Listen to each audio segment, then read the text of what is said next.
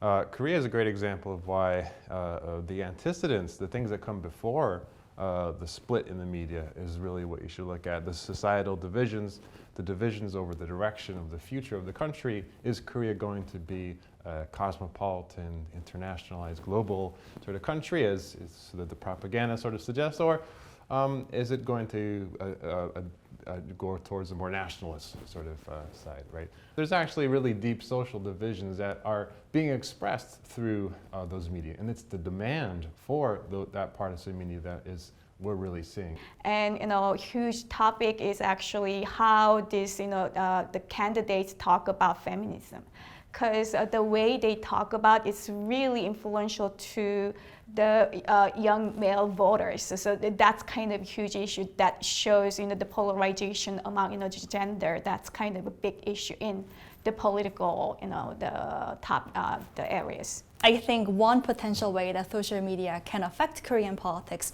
is the rise of unconventional candidates that doesn't have a traditional political career, that who worked at the party, elected official for 30 years. Now we just saw the election of the youngest party leader in the Conservative Party. And I think one part of the rise of the youngest party leader that we saw is coming from the support that he built among younger Korean male population who supported him in an online sphere. So I think that's one way that we are saying, well, the social media matter in politics. Many different ways, not necessarily on polarization per se. It's unclear whether we have data enough to support that claim, but we are seeing a rise of candidates and politicians that we didn't see 30 years ago. And I'd be curious to see whether the same kind of mobilization that happens in the online sphere is translated into a support for instance, younger and female politicians that we haven't really seen that much in Korean political scene.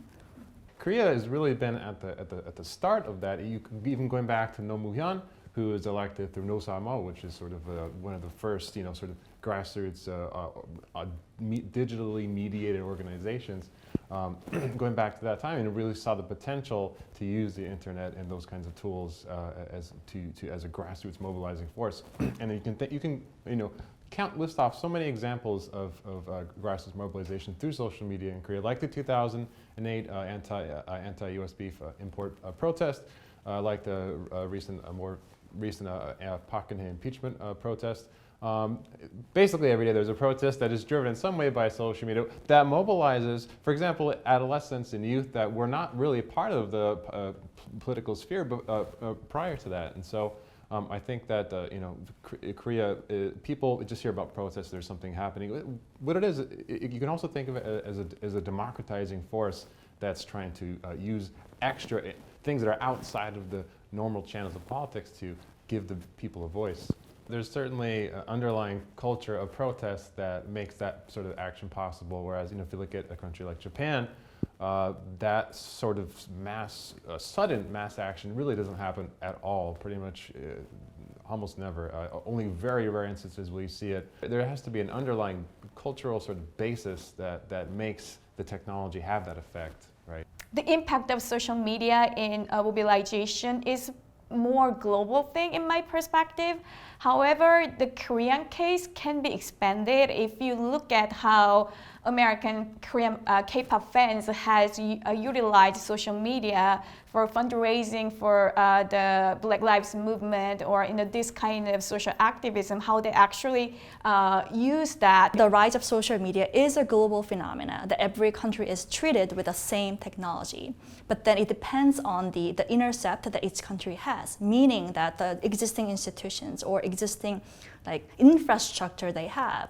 So South Korea has one of the fastest internet around the world, and in certain nations, access to social media with high-speed internet is a privilege that's given to high socioeconomic status population, highly educated, higher income. So even in American politics setting, for instance, people who are on Twitter, who are active on Twitter, tend to be more leaning towards Democratic Party, way younger, way more educated than the general population and also have a higher income.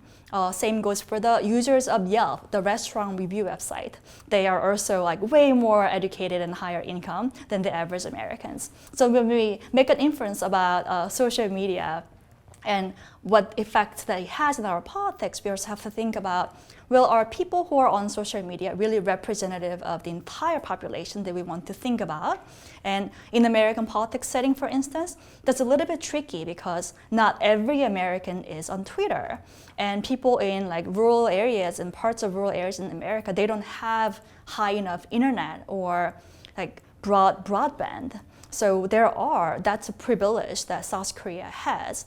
And where it's more of a democratizing force that everyone has access to it from like anywhere in any corner of South Korean peninsula.